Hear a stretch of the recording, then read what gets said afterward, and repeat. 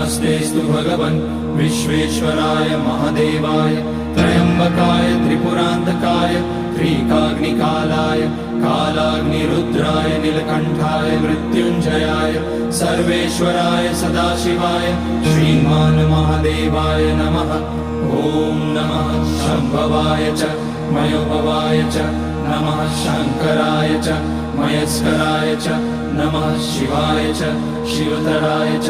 ॐ त्र्यम्बकं यजामहे सुगन्धिं पुष्टिवर्धनम् उर्वारुकमिव बन्धनान् मृत्योर्मुक्ष्यमामृतात्। नागेन्द्रहाराय त्रिलोचनाय भस्माङ्गराय महेश्वराय नित्याय शुद्धाय दिगम्बराय तस्मै नकाराय नमः शिवाय।